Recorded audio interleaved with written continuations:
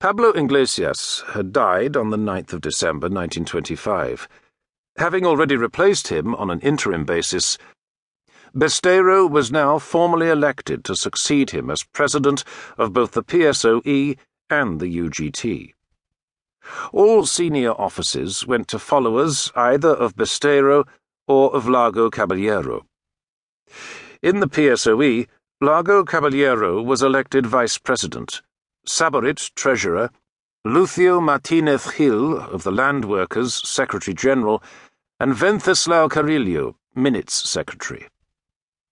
In the UGT, Saborit was elected vice president, Largo Caballero secretary general, and Santiago Carrillo treasurer.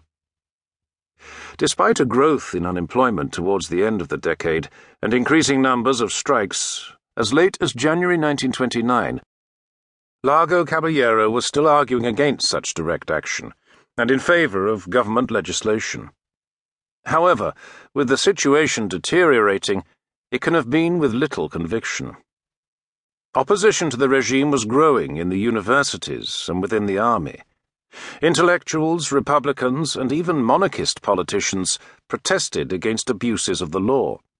The peseta was falling, and as 1929 advanced, the first effect of the world depression began to be felt in Spain. The socialists were gradually being isolated as the dictator's only supporters, outside his own single party, the Unión Patriótica. Matters reached a head in the summer when General Primo de Rivera offered the UGT the chance to choose 5 representatives for a proposed non-elected parliament, to be known as the National Assembly.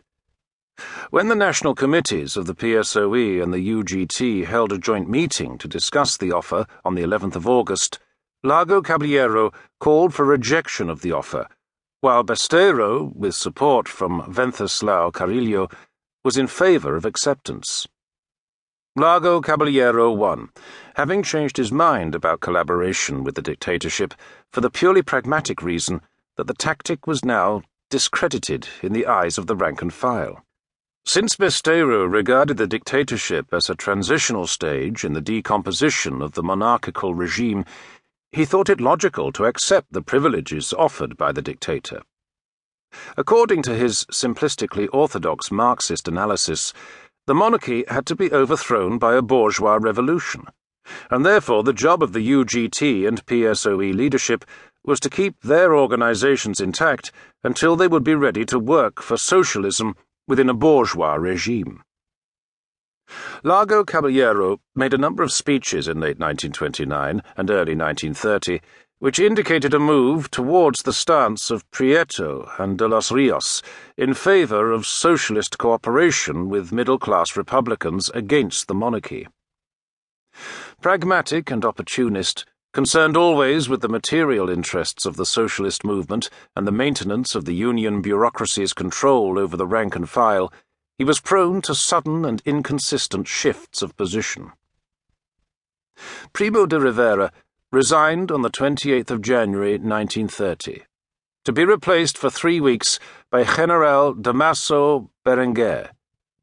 Just at the moment that the young Santiago Carrillo was being promoted from the printing works of El Socialista to the editorial staff, the socialists seemed to be in a strong position, despite the failures of collaboration. Other left-wing groups had been persecuted.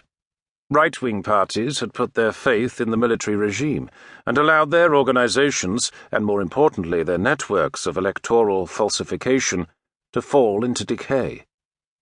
Inevitably, the growing opposition to the monarchy looked to the socialists for support. With the socialist rank and file increasingly militant, especially as they followed the examples set by the resurgent anarcho-syndicalist CNT, and to a much lesser extent by the minuscule Communist Party, Largo Caballero moved ever more quickly towards Prieto's position. The Director General of Security, General Emilio Mola, was convinced that what he called the CNT's revolutionary